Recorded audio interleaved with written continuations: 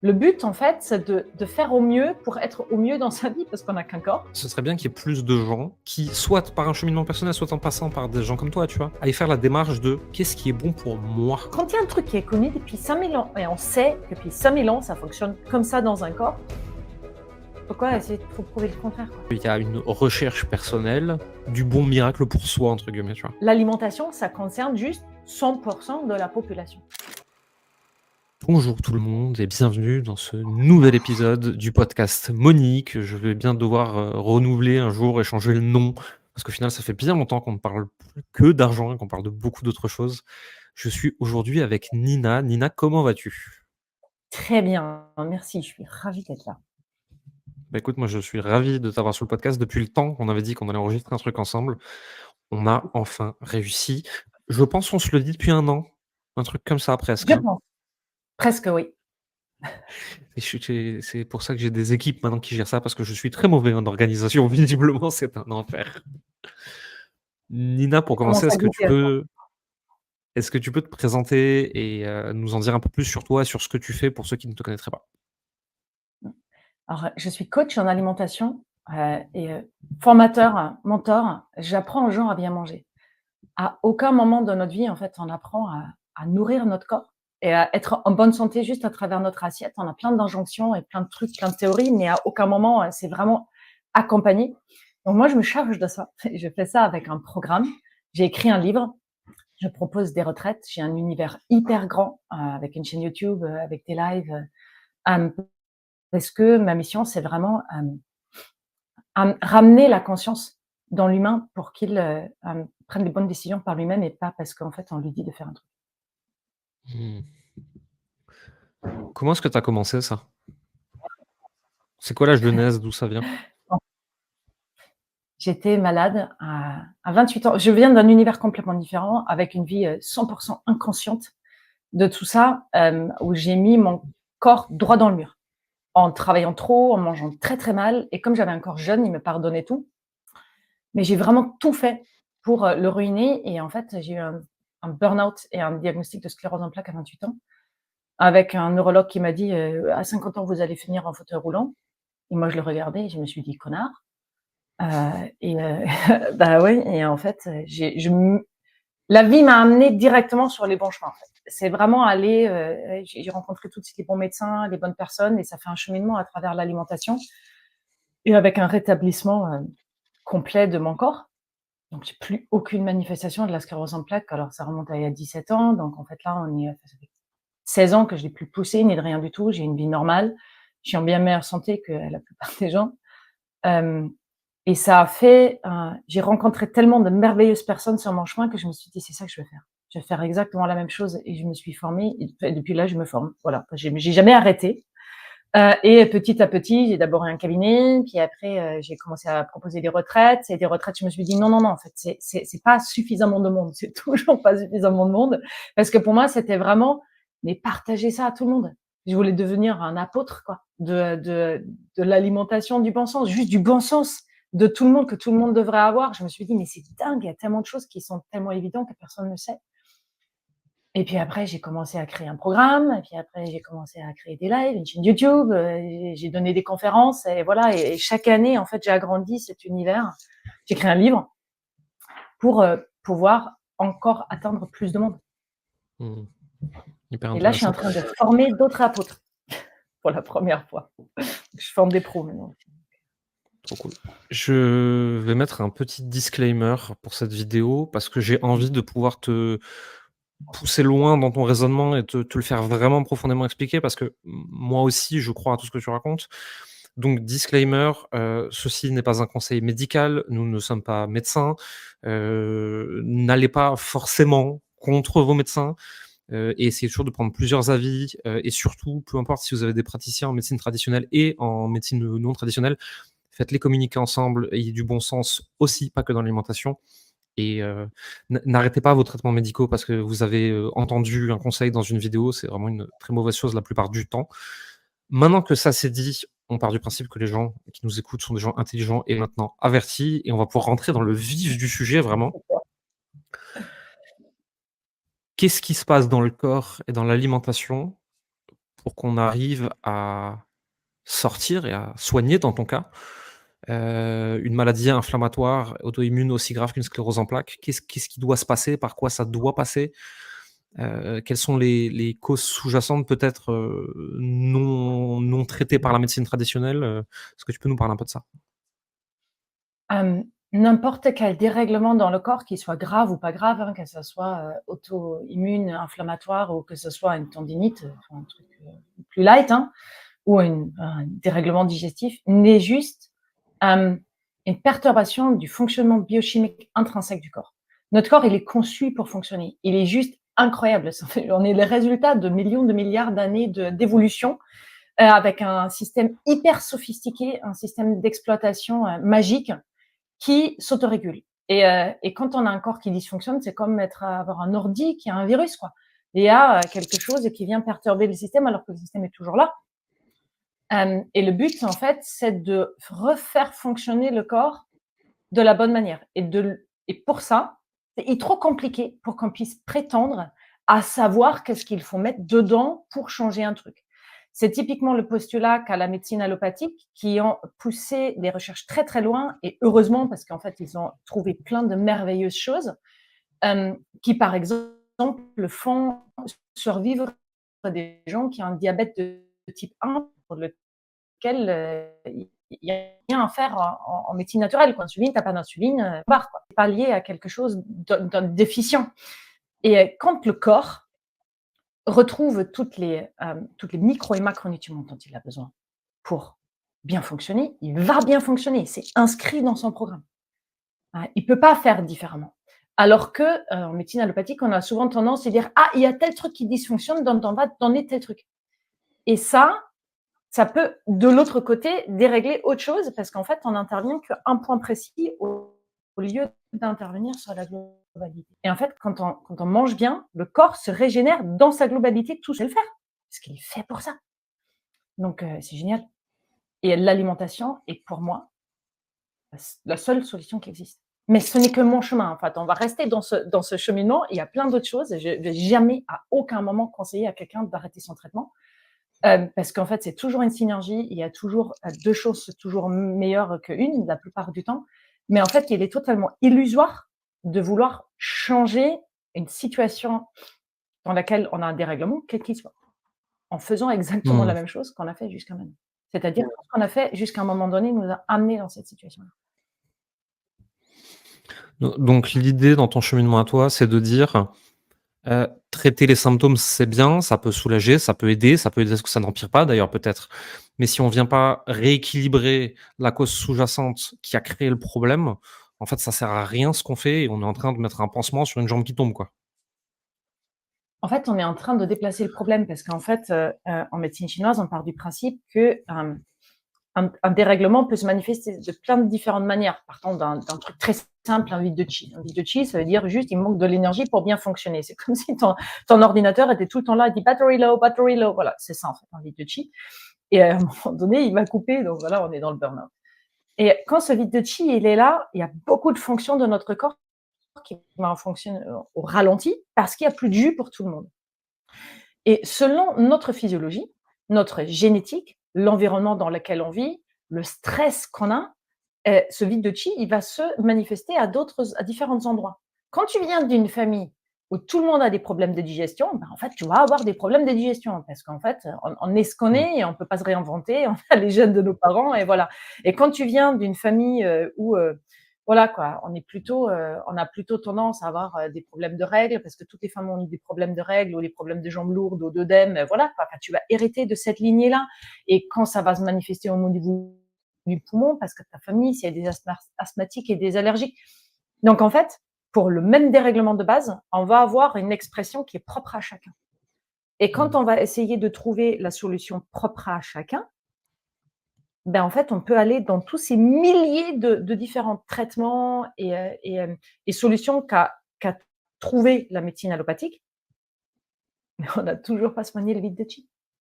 Donc, quand on va taper sur l'allergie ou sur l'asthme, ben en fait, il ne sait plus que ça va se manifester ailleurs.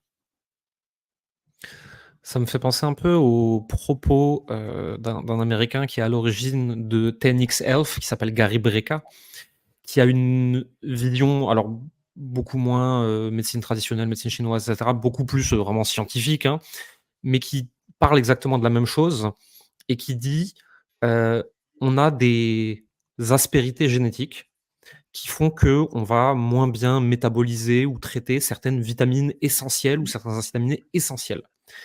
Et il y a 2000 ans, on pouvait à peu près le contrer avec notre exposition à la lumière, notre façon de vivre en tant qu'être humain, notre alimentation, et cetera.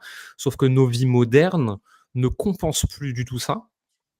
Et lui dit: «Si tu ne sais pas génétiquement où ça coince, tu ne peux pas supplémenter intelligemment et pas à l'arrache, hein, et donc tu ne peux pas aller mieux», et que la plupart du temps, selon lui, des dépressions, des maladies auto-immunes, des problèmes de sommeil, de l'anxiété, des trucs même qu'on attribue, pas du tout à notre alimentation, hein, viennent d'un déficit en une ou l'autre vitamine, acide aminé, et qu'en fait, si tu sais, tu traites. Et j'ai Ouais, l'impression que c'est la première fois que j'entendais, d'un point de vue 100 scientifique, médecine dure, quelque chose qui nous vient de la médecine chinoise, en fait, et qui existe depuis 5000 ans, quoi. ouais. En fait, moi, c'est ce que j'aime dans la médecine chinoise et en fait, j'ai vraiment commencé par là et aujourd'hui, je me développe beaucoup plus dans tout ce qui est médecine orthomoléculaire et biochimie. Parce qu'en fait, quand on essaie de faire les ponts avec la médecine, c'est très compliqué et à partir du moment où on fait des ponts avec la biochimie, c'est-à-dire la fonctionnalité du Mmh. corps, on retrouve tout. On peut, par exemple, mettre en parallèle un cycle de Krebs qui est juste le cycle de production énergétique dans le corps qui prend juste, c'est une prise de tête monumentale, enfin, biochimiquement, et on peut le mettre en relation avec les 5 éléments et c'est hyper simple à comprendre.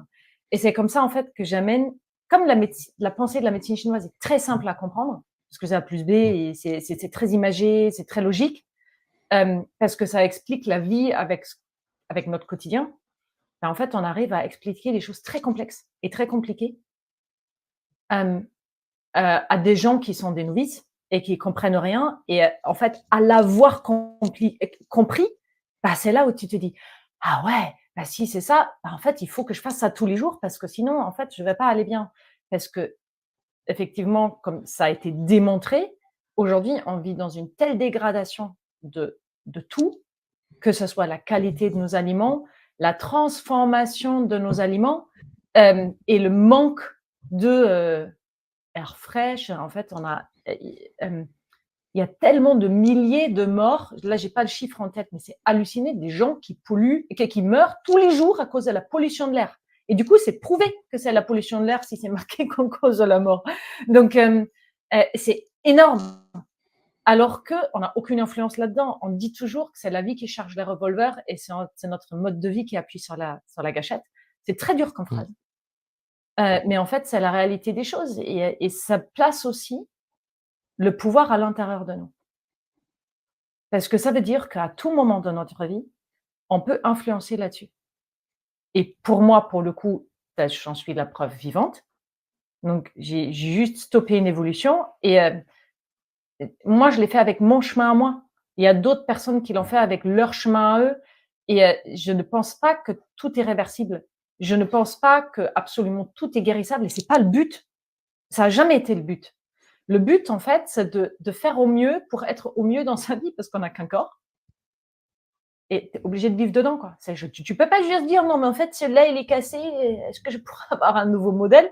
C'est juste impossible. Donc en fait, tu es obligé de, de le soigner parce que vivre dans un corps qui est malade ou qui peine, qui traîne, qui est fatigué, qui arrive pas à réfléchir, qui est triste, qui a pas toutes ces choses en fait qu'on vit aussi, qui sont la dépression, la démotivation, le manque d'entrain, le manque de sommeil, enfin toutes ces choses en fait qui polluent, qu'on ne met pas forcément sur l'alimentation en première ligne, en fait ça nous pourrit la vie. C'est chiant de Mmh. vivre comme ça, très clairement. Et en fait, il y a plein de choses qu'on peut améliorer. Mmh. Voilà. Je vois. Donc l'idée, c'est de dire: on a la génétique qu'on a, on a peut-être, l'environnement du monde moderne qu'on a, mais et ça peut-être qu'on n'y peut rien, et peut-être qu'il y a des personnes qui, de par leur génétique et leur environnement, sont destinées à avoir des choses très graves, mais on va quand même pas rajouter de l'essence sur le petit feu, et au contraire, on va essayer de faire en sorte qu'il s'étouffe un peu tout seul, et s'il s'étouffe pas, qu'il crame pas tout sur son chemin, quoi. C'est exactement ça. Bah, tu sais, tu peux être né avec une 2 chevaux. Et quand tu l'entretiens bien, tu la bichonnes bien, ben, en fait, tu peux aller jusqu'à ta vie un peu moins vite que les autres, mais tu y vas super bien. Mmh. Tu peux être né avec une Ferrari, si tu passes ta vie avec 200 à l'heure sur la voie de gauche avec un pied de plomb, ben, en fait, tu te crames à 40 ans. Donc, on est tous responsables, en fait.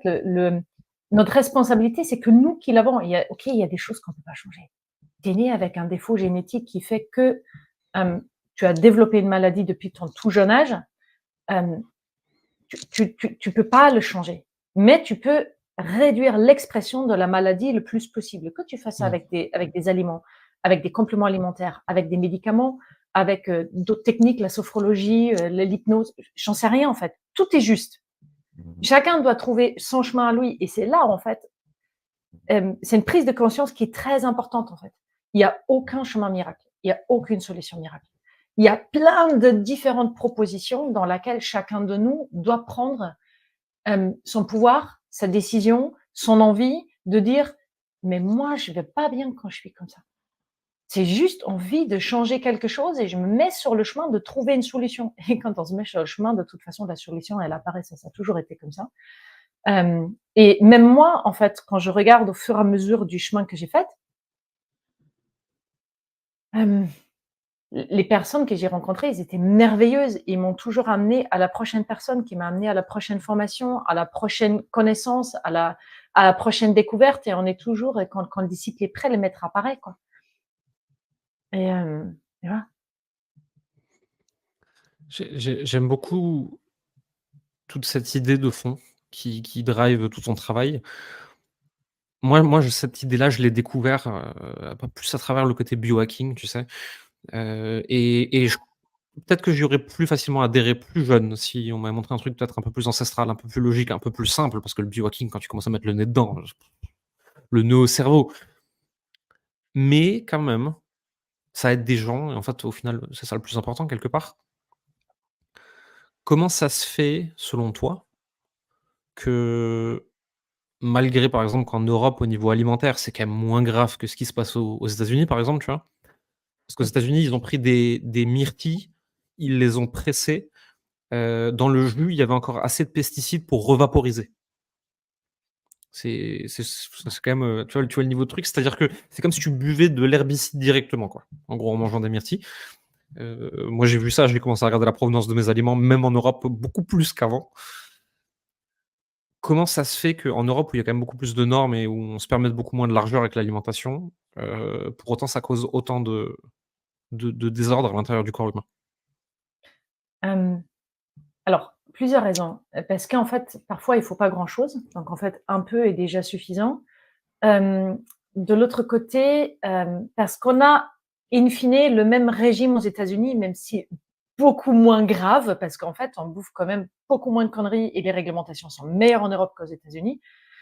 Heureusement, ça nous protège, mais on a le même régime qui est très carné. Je ne dis pas Mmh. du tout que tout le monde doit devenir végétarien ou vegan. Moi, je suis passée par plusieurs explorations là-dedans et j'ai trouvé un rythme.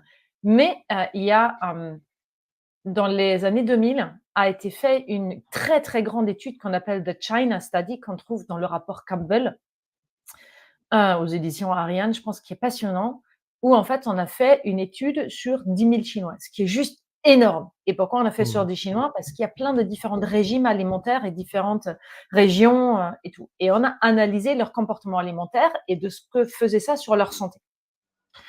Et la Chine, c'est un peu comme les États-Unis, il y a quand même des normes qui ne sont pas des normes européennes avec, voilà quoi, une utilisation aussi de pesticides et d'herbicides, enfin en tout cas de chimie et de pollution ambiante qui dépasse largement de ce qu'on peut imaginer Mmh. ici. Et en fait, on s'est rendu compte que quand il y avait quelqu'un qui, dans moins de 10% de son assiette, provenait des protéines animales, son corps pouvait tout gérer. Très raccourci, mais en gros, ça Oui. veut dire ça. Euh, C'est-à-dire, plus notre régime est basé sur des végétaux, plus on arrive à gérer les merdes chimiques qui viennent de l'extérieur.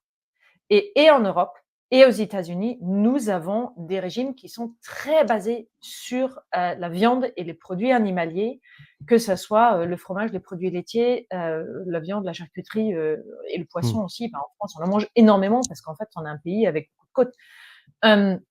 Mais on est quand même dans une surproduction de tout ça. Et le but, c'est pas d'évincer ça de notre alimentation, mais de le mettre à la juste place parce que la viande, aussi bonne qu'elle soit pour le corps, est quand même très difficile à digérer. Et en fait, toutes les protéines, sans aucune exception. Alors, quand on part du principe que tous nos aliments, il y a que 3 macronutriments. Il y a les glucides, il y a les lipides et il y a les protéines. Et en fait, les glucides, c'est des aliments qui sont cons, mais cons. C'est des briques de Lego simples quand on fait cette parallèle-là. C'est des petites briques de Lego qui sont emboîtées l'un dans l'autre et puis après, c'est très facile à défaire pour le corps. En gros, les glucides, c'est toutes les céréales, tous les légumes, tous les fruits. Voilà. Parce que les fibres des légumes sont faits de glucides. Et après, on a toutes les lipides, tous les gras, tous les graisses en fait qui viennent de tout ce qui est huileux, donc en fait principalement les oléagineux et d'autres fruits à coque. Et puis après, on a les protéines qui viennent de tout ce qui est viande, sang, produits laitiers, mais aussi les protéines végétales. Et en fait, une protéine, si le brique des Lego, les glucides, enfin voilà quoi, les lipides, ça sera peut-être un truc un peu plus complexe, une petite maison qu'un enfant de 3 ans a fait, enfin de 5 ans. Et puis après, il y a les protéines, c'est la station des pompiers. C'est un truc super complexe. C'est ultra compliqué pour le corps de le défaire. Et c'est très précis, très spécifique. Donc on a besoin de ça et il y a plein de pièces que le corps ne peut pas produire. Donc on est obligé de les manger à travers notre alimentation. Mais c'est là aussi, il y a plein d'erreurs possibles. Si tu suis pas bien le plan d'instruction, tu peux faire plein de conneries avec les protéines. Et nous, on en mange tellement de protéines transformées, maltraitées, et en plus glyphosatées, parce qu'en fait les vaches ils bouffent en fait des choses qui ont été plein de pesticides, ils ont été traités, il y a des hormones dedans, il y a plein de médocs, on le sait en fait. Et on mange de la nourriture en fait qui est détériorée. Et quand on prend quelque chose de très répandu dans tout le monde occidental, le gluten, tu vois, où tout le monde dit ah ouais, je suis allergique au gluten, voilà, je suis intolérante, c'est une nouvelle mode. Non, en fait, c'est une évidence.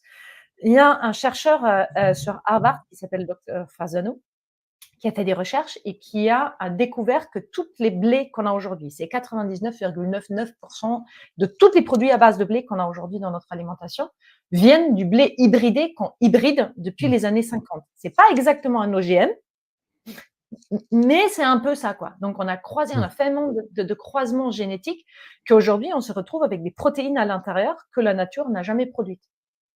Donc, quelque chose que le corps ne connaît pas. Et on s'est rendu compte que ces protéines-là, il allait se mettre dans notre dans l'épithélium, c'est-à-dire en fait dans notre paroi intestinale, et qui allait faire comme ça avec les cellules. Donc, il les ouvre, donc ce qui crée de force une porosité intestinale.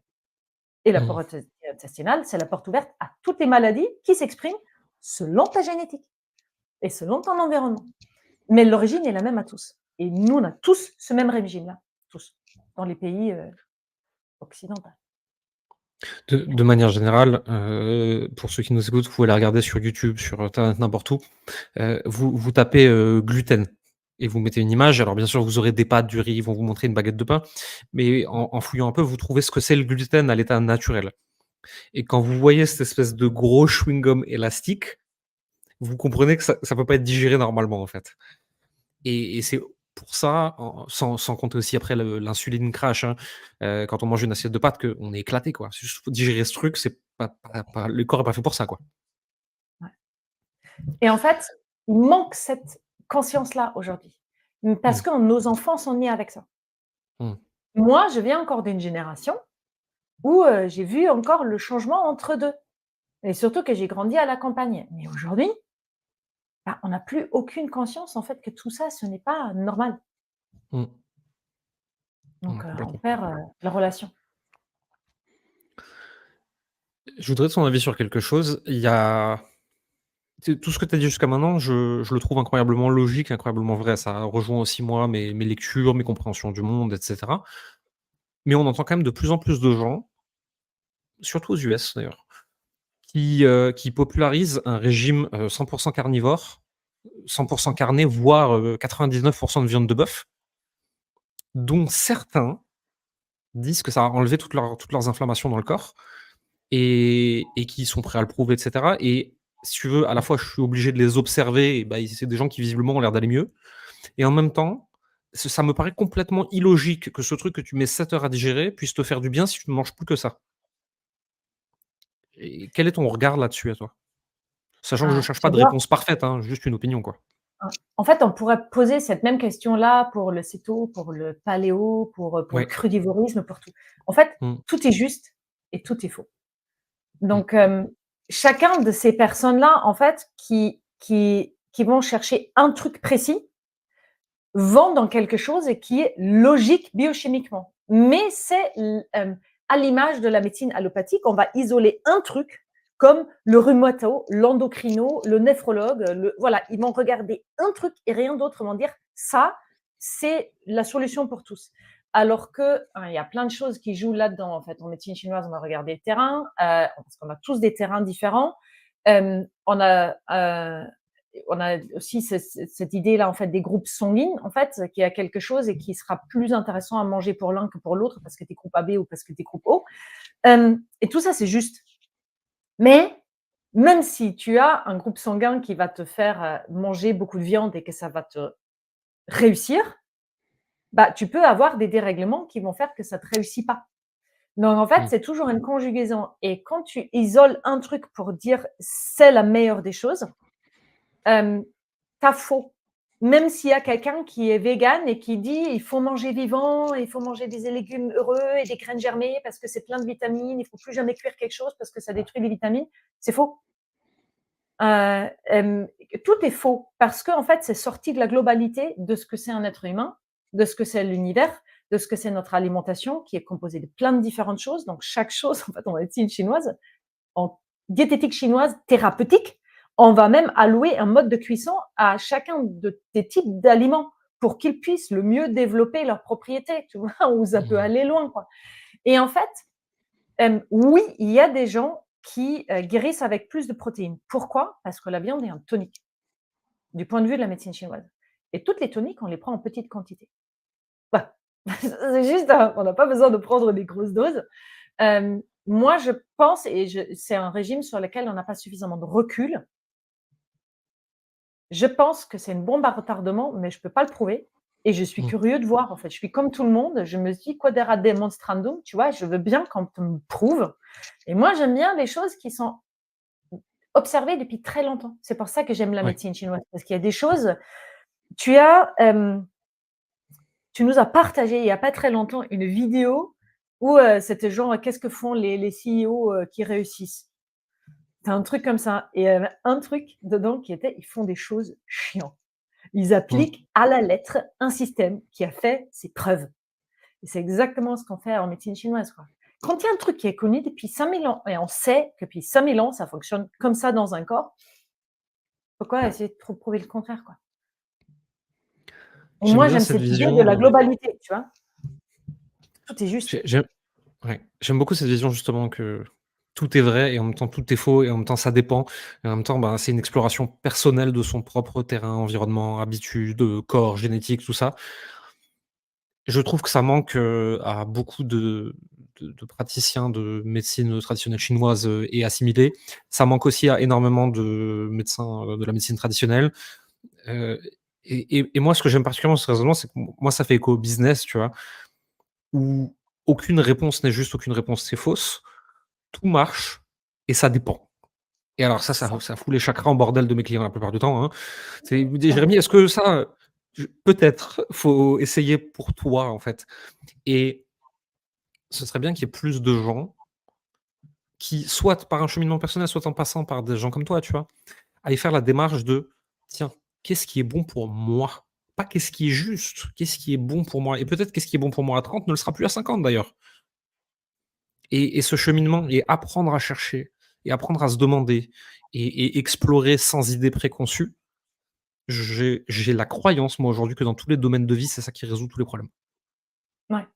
En fait, Moi, c'est exactement cette raison-là pourquoi j'ai arrêté le cabinet, pourquoi j'ai arrêté les accompagnements individuels, parce qu'en fait, il y a des gens souvent qui sont là et qui cherchent la solution et l'aide. Mmh. Et en fait, ils passent le pouvoir à l'extérieur d'eux au lieu de dire, mais en fait, moi, j'ai besoin de quoi? Parce qu'on a beau avoir des théories, et c'est inclus pour moi, hein, j'ai beau enseigner des choses, partager des choses qui sont éprouvées par la médecine chinoise depuis 5000 ans ou par la biochimie et qu'on connaît depuis des centaines d'années, on sait que c'est comme ça dans un corps. Entre une théorie et une réussite, il y a un corps, il y a un comportement, il y a un environnement, il y a un climat, il y a plein de choses sur lesquelles on ne peut pas influencer. En médecine chinoise, on dit qu'on a 30% de pouvoir, hein, entre le ciel et la terre. C'est-à-dire, entre le ciel, c'est l'information génétique, la terre, c'est notre environnement, et en fait, nous, on peut influencer 30% là-dessus. C'est pas grand-chose, hein. Mais c'est ce que j'ai fait dans mes programmes. C'est vraiment toujours, c'est regarde d'abord toi. C'est quoi ton corps? C'est quoi tes symptômes? C'est quoi tes trucs? Pas qu'est-ce qu'un médecin a posé comme diagnostic ou dans quelle case est-ce que tu rentres? Genre, j'ai une fibromyalgie. Oui, ok, d'accord, tu as une fibromyalgie, mais qu'est-ce que tu ressens dans ton corps? À quel moment tes douleurs s'aggravent? Comment est-ce que ça s'améliore? À quel moment tu te sens mieux? Et qu'est-ce qui t'aide? Qu'est-ce que tu ne digères pas? C'est ça qui est juste, en fait. Il y a des gens qui font leur test d'allergie. Alors ça, à chaque fois, j'en peux plus, quoi. Et ils font tester genre 300 trucs pour dire, mais moi, je suis allergique aux petits pois, au riz et à la banane. Ok. Et quand tu les manges, ça te fait mal au ventre? Non. J'ai pas compris d'ailleurs. Par contre, quand je mange de l'œuf, ça me fait mal au ventre, mais c'est à 5. Donc en fait, je suis pas allergique à l'œuf. C'est ne pas croire son propre corps. Parce que notre corps, il nous dit tout le temps. C'est juste qu'il n'y a personne qui parle le langage du corps. On l'a oublié. La médecine chinoise est un traducteur merveilleux. L'Ayurveda est un traducteur. Et il y a plein de traducteurs en fait du langage du corps. La biochimie et tu vois, les micronutriments, les vitamines, les oligo-éléments. Ça, ce sont des super traducteurs du corps. Ils parlent bien de ce qui manque. Ouais, il suffit de chercher le langage, quoi. Et c'est pour ça que j'accompagne, tu vois, j'accompagne là-dedans. Mais comment est-ce que j'arrive à comprendre mon corps, quoi? J'adore ce travail d'exploration. Parce que moi, à mon niveau et dans mon assiette, je le fais, tu vois? Avec des trucs où, sur le papier, j'ai aucune allergie alimentaire. J'ai de la chance, je peux vous foutre ce que je veux. En tout cas, ça va pas me déclencher un œdème de quin, quoi. Par contre, j'ai remarqué depuis des années que si je fous de l'avocat cru dans ma bouche, ça me picote partout. Le ventre, ça se passe bien, je le digère, et cetera, mais l'intérieur de ma bouche ne peut pas piffer l'avocat, visiblement. Et un jour, par hasard, je remarque que si je fous du vinaigre balsamique dessus, ça tombe bien, j'aime ça, et ben, j'ai plus de problème. Et là, je me rends compte que je mange tellement pas assez de fruits et de légumes que, j'ai du mal à la digérer et que s'ils sont cuits, en l'occurrence, c'est ce que fait le vinaigre, hein, et ben, du coup, il y a plus de problème. Et tu vois, c'est en observant des trucs comme ça que Ouais. et ça devient un jeu, c'est: «Tiens, ce truc-là, il faut que je le mange, je suis fatigué. Tiens, ce truc-là, il faut que je le mange, je suis grincheux. Tiens, ce truc-là, il faut que je le mange, j'ai plus d'énergie pendant 2 jours et je finis par me blesser». Et quand tu comprends tous les trucs, la la 1re fois que je me suis fait une tendinite, j'ai fait des recherches parce que je voulais guérir plus vite, parce que ça me faisait chier d'attendre 6 à 8 semaines. En plus, la médecine traditionnelle te dit: «Arrêt du sport», ce qui est débile. Mais bon, passons. Et donc en regardant, je vois le terrain inflammatoire, l'équilibre acido-basique de l'organisme, toutes ces choses-là, je découvre et je vois un truc qui a aucun sens pour moi. C'est si ça se trouve, c'est parce que vous avez une carie. Je fais: «Mais attends, à quel moment une carie dans la bouche peut me déclencher une tendinite au genou? C'est quoi ces conneries?» Et là, tu creuses, c'est là tu détricotes la pelote de laine et tu te rends compte de toutes les connexions à l'intérieur du corps, de tous les équilibres qui sont censés être vraiment assez stables et dès que ça se déstabilise un peu, bah, ça fout la merde. Et moi, en l'occurrence, j'avais, de par des comportements que j'ai eus plus jeune, des gastrites à répétition qui auraient dû déboucher sur un ulcère. Et aujourd'hui, je fais ce que je veux, j'ai plus aucun problème. Mmh. Parce que j'ai trouvé à quoi je réagissais bien, à quoi je réagissais mal, et cetera. Et la médecine voulait me foutre sous inhibiteur de la pompe à protons, Ah je oui. dis pas que dans des cas graves, il faut pas, hein, mais enfin, c'est pas terrible comme médicament, quoi. Et parce Il que y a j'ai plein de cherché, en trucs fait, comme j'ai ça, ouais. fouillé. Ouais. En fait, moi, dans mes programmes, souvent, je reçois, tu vois, les cas désespérés. C'est un peu Mmh. périlleux de mettre ça en accroche, tu vois, dans son business, tu vois. Mais dans la réalité, c'est exactement ce qui se passe. C'est-à-dire, ce sont des gens qui ont tellement fait le chemin, qui ont tellement été baladés d'un praticien à l'autre ou d'un médecin à l'autre et qui leur a jamais trouvé et comment dégager le problème. Et puis après, ils arrivent et en fait, ils sont un peu désemparés, ils ont plein de diagnostics en tête, ils ont plein de trucs, ils ont essayé plein de choses et rien n'a fonctionné. Et souvent, c'est ce que je fais à ce moment-là, c'est non, en fait, on va juste revenir à écouter ton corps. Qu'est-ce qu'il dit? Qu'est-ce qu'il fait? De quoi il a besoin? Et ça fonctionne super bien. Et en plus de ça, ça permet en fait de le ramener dans quelque chose de humain, tu vois, pour qu'en fait les gens se reconnaissent enfin là-dedans et après on cherche ensemble. Je les fais explorer. Je dis mais tu testes pendant une semaine, tu fais ça. Et tu reviens en permanence et tu me dis comment est-ce que ça s'est passé pour toi? Et j'ai reçu une fois une personne, un super régime, super habitudes alimentaires. Ça faisait 30 ans qu'elle cheminait là-dedans. Tu vois, j'ai vu, elle m'a noté ce qu'elle mangeait. Je me suis dit, ah putain, elle mange mieux que moi, quoi. Tu vois, je me suis dit, oh la vache, wouh! Et pourtant, rien n'allait dans son corps. Et on a ajusté les méthodes de cuisson. Et en fait, Juste ça. juste ça. Mais fallait le trouver, tu vois, fallait aller jusque-là et tout. Et parfois, tu vois, c'est de dire c'est con, mais oui, mais parce qu'on avait tout déconstruit, tout cherché, et en fait, ce qu'on a trouvé, c'est ça, quoi. Et ben voilà, quoi, elle se porte très bien aujourd'hui, elle va bien comme. Il y a il y a un truc qui me fascine, je sais pas si tu l'as observé, j'y pensais pendant notre conversation. C'est que, à peu près tous les trentenaires et quarantenaires que je connaisse, ils ont des théories très strictes sur les alcools qu'ils consomment. Celui-là, non, il me fait mal à la tête, ça j'en bois pas, ça me rend malade, ça je et je trouve ça fou qu'on ait cette démarche d'exploration et de savoir à quel point les choses sont toxiques pour nous avec l'alcool, mais pas avec la nourriture. Tu me Et fais ça me rire parce que fascine. Je viens d'y oui, penser que les 3 quarts des gens que je connais ne savent pas ce qu'ils doivent manger ou pas manger, ce qui est bon pour eux ou pas. Par contre, ils savent précisément ce qu'ils doivent boire ou pas, pour pas avoir la gueule de bois. c'est fou, hein, mais parce qu'on est vraiment allé exploiter le truc, tu vois, explorer jusqu'au bout. Moi aussi, hein, ça, il y a des alcools que je prends pas, hein. Et je Ah sais non, qu'il y a moi non des plus. alcools qui me font un bien fou à des moments très précis. Mmh. Mais je le sais aussi pour tout le reste. C'est important. Ouais. Il y a une question que j'aimerais te poser et elle est plus business cette fois-ci, enfin elle est un peu entre les 2. Tu as une démarche de populariser une façon de faire qui demande du travail personnel, qui demande de la réflexion, qui n'est pas miraculeuse, qui n'est pas prenez cette pilule magique, tout ira mieux dans la vie. Comment est-ce qu'on conjugue ça avec son activité professionnelle, avec les promesses marketing qu'on a envie de faire et pour se faire connaître dans un marché où tout le monde dit, «Faites comme ça et tout ira bien», quoi? C'est une très bonne question parce que je suis encore en train de l'expérimenter tous les jours et c'est d'ailleurs comme ça que j'ai commencé à travailler avec toi, parce que j'ai cherché en fait exactement cet angle-là de comment parler à mon public, parce que l'alimentation, ça concerne juste 100 de la population. Être malade ou avoir des problèmes de santé, ça concerne 100 de la population. Même s'il y a des gens qui ne sont pas du tout, concernés par ça, mais je parle à tout le monde. Donc c'est, dans le business, en fait, ça commence, en fait, à vraiment, hem, travailler sur plusieurs niveaux. C'est-à-dire d'un côté, j'ai vraiment à cœur, d'amener la conscience à la plupart des gens et c'est pour ça que j'ai beaucoup de communication ouverte où je parle juste de médecine chinoise, où je partage, en fait, la passion que j'ai là-dessus, sans pouvoir avoir une quelconque intention de enfin, si, je veux bien créer un effet, tu vois, de prise de conscience, mais je peux pas l'induire, tu vois, je peux le proposer, mais en fait, la prise de conscience, elle va venir de l'intérieur. C'est pour ça que j'aborde un peu tous les sujets. Et dans un marché où tout le monde a la solution miracle pour un truc précis, moi, j'ai la solution universelle pour tout le monde. Et en fait, j'ai commencé beaucoup à basculer, en fait, sur la globalité de l'approche. Et de vraiment dire, mais arrête de focaliser sur un truc et de chercher le la solution précise et le remède précis pour tel truc. C'est va regarder et rencontrer ton corps, pourquoi il ne fonctionne pas dans sa globalité.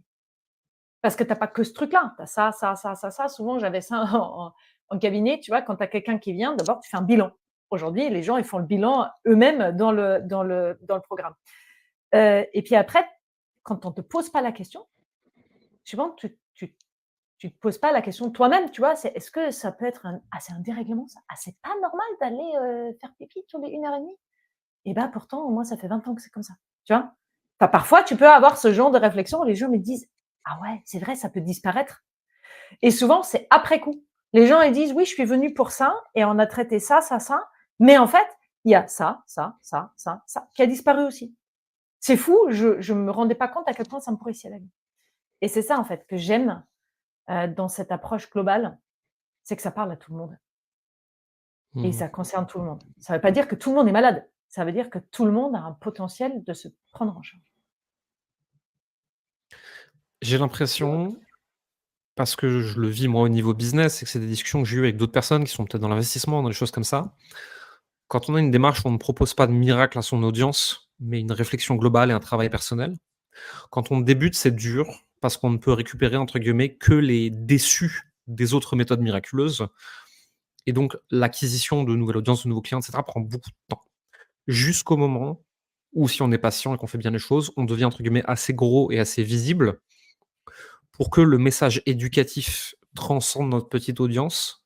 Et là, j'ai l'impression que c'est un effet boule de neige qui peut aller très, très vite et qui est hyper positif. Je crois que tu as vécu la même chose toi aussi de ton côté? Ouais, j'ai déjà vécu la même chose et pourtant j'ai l'impression en fait que tu vas que je rentre de plus en plus dans ce moment-là où ça va décupler. Hem, j'ai beaucoup de gens en fait qui m'écrivent des messages en privé ou, qui mettent en commentaire, en pour me dire: «Non mais, votre compte il mérite des millions d'abonnés quoi.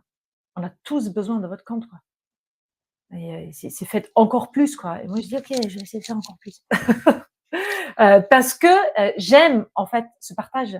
J'aime le fait que chacun puisse reprendre le pouvoir pour soi, tu vois? Et chacun puisse être responsable de soi, hem et prendre conscience, de l'amour de soi, tu vois? Il y a plein de choses en fait après qui rentrent là-dedans et je suis infiniment convaincue que toute l'humanité se portera mieux, si tout le monde avait cette connexion à son corps et à sa conscience, tu vois? Et je pense que c'est ça qui me drive et c'est ça qui me fait jamais arrêter. Et en même temps, ça crée une audience, de plus en plus grande et de l'intérêt de plus en plus grand et ça amène, des clients d'une manière assez facile. Même si, entre trouver un truc hyper percutant et de dire: «Ah ouais, ça me parle» et de la réelle prise de conscience de: «OK, ça me parle, mais j'ai faut quand même que je bouge le cul». Parce que c'est ça en fait, c'est faire les choses et le faire pour soi et pas attendre que quelqu'un d'autre le fasse à notre place, ce qui est souvent le Mmh. cas dans tous les autres régimes miracles. C'est genre, régime miracle, voici le plan, tu suis semaine par semaine. Ah, il y a pas chez moi. Il n'y a jamais eu, il y aura jamais. Parce que le régime miracle, à suivre semaine par semaine, ça peut fonctionner pour perdre du poids, tu vois? Tu mets un déficit calorique, tu perds du poids, point. Le problème, c'est que tu enlèves le déficit calorique, tu reprends du poids, point. Tu peux en Et pire. ouais, en général, ouais, en plus, parce que tu as flingué ton métabolisme et j'ai vu des trucs, on va pas commencer maintenant parce que sinon je pense que toi et moi, on va s'énerver, hein, avec les gens. Mais, faire manger à une femme, 600 calories ou 800 calories, ça s'appelle, un crime, hein, pour moi, mais bon, bref. Exactement ça. Mais effectivement, il peut pas y avoir de régime miracle puisqu'il y a une recherche personnelle du «bon miracle pour soi» entre guillemets, tu vois? Ça, C'est créer votre propre miracle, voilà. tous les jours, ouais. C'est quoi la suite pour toi maintenant? Ah! Moi, je suis qu'au début. La suite pour moi, c'est en fait déjà d'avoir plus de personnes dans le programme, mais ça commence, très bien à se développer, c'est développer ma chaîne YouTube de plus en Mmh. plus et de dégager du temps en fait pour pouvoir le faire.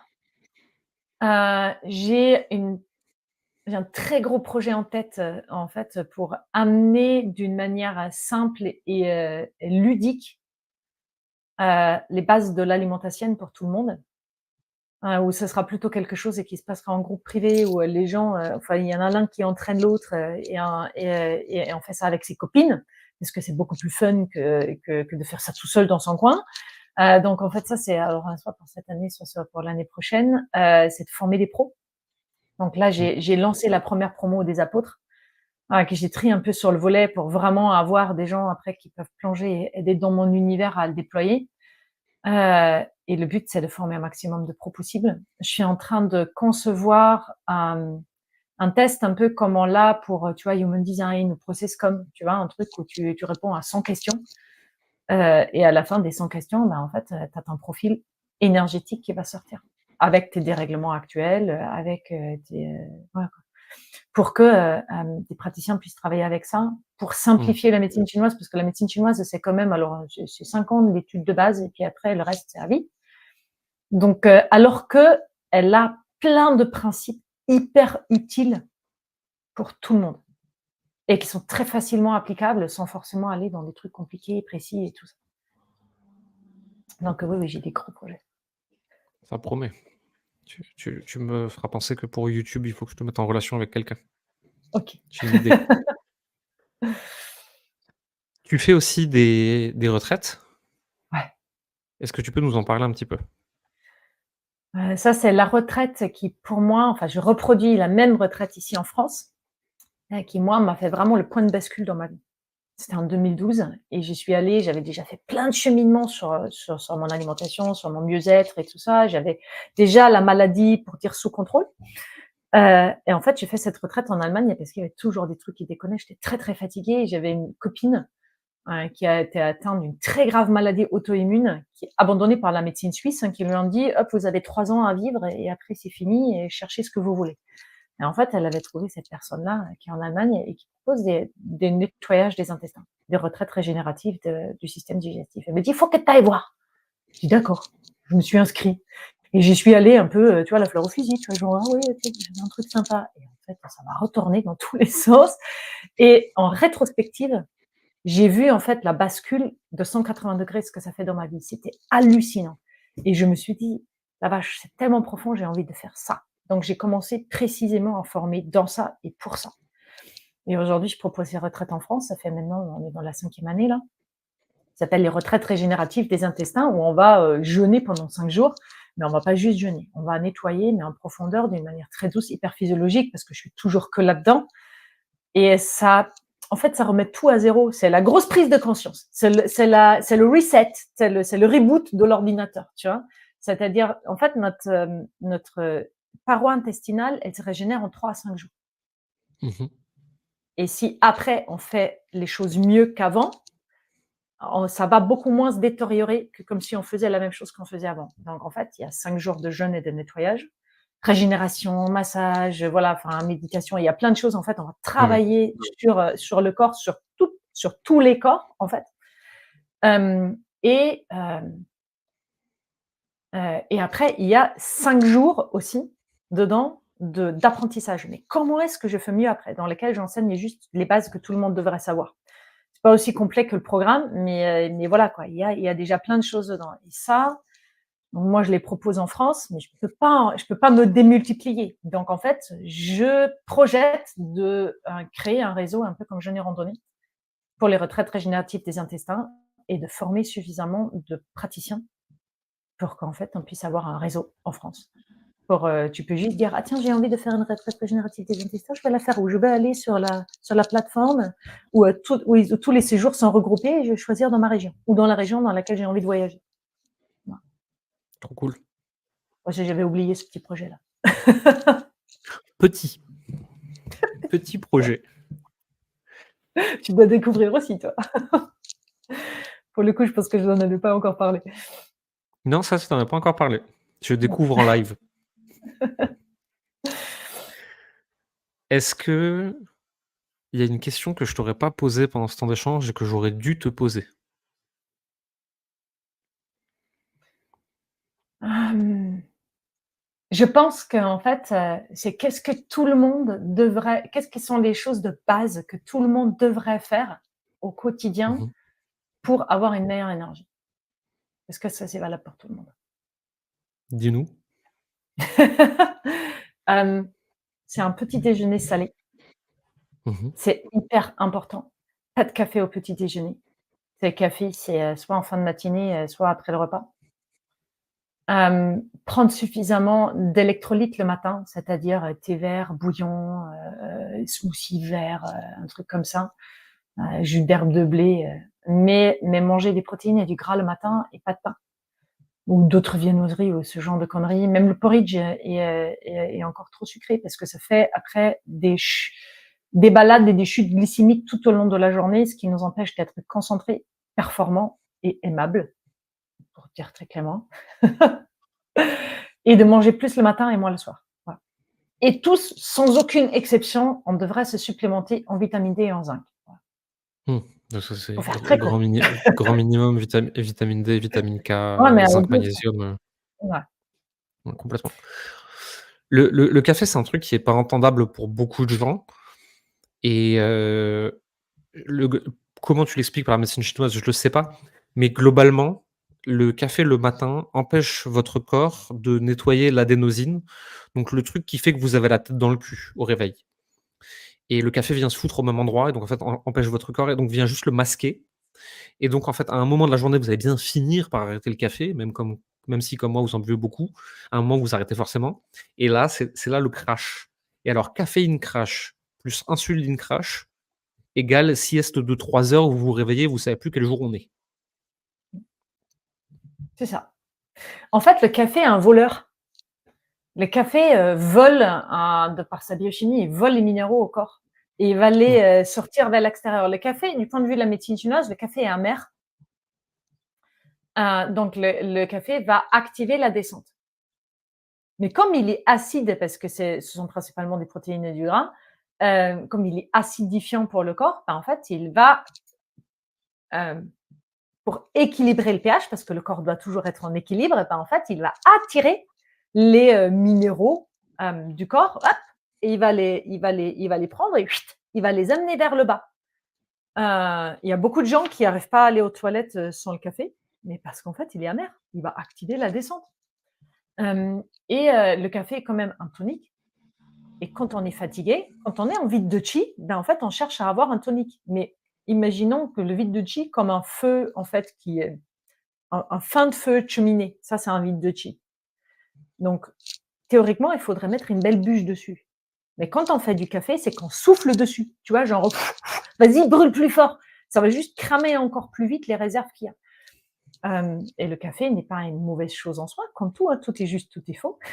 Donc en fait, le café peut avoir des propriétés intéressantes à des moments donnés, mais voilà, je le conseille plutôt à la fin du repas parce que du coup, il va voler uniquement ce qu'on a mangé pendant le repas et juste une partie de ça et pas, le matin à prendre déjà les réserves alors qu'on s'est déjà déminéralisé la nuit à travers notre transpiration. Hyper intéressant.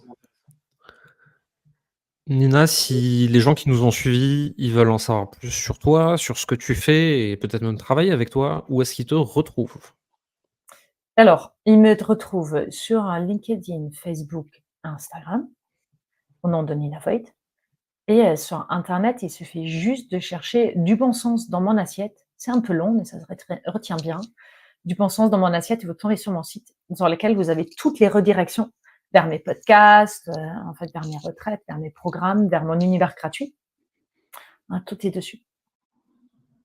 Parfait, on mettra le lien dans la description. Nina, merci beaucoup pour, ton temps et pour tout ce que tu nous as partagé. C'était très cool de t'avoir comme invitée dans le podcast. Merci. À bientôt. À bientôt, Jérémy.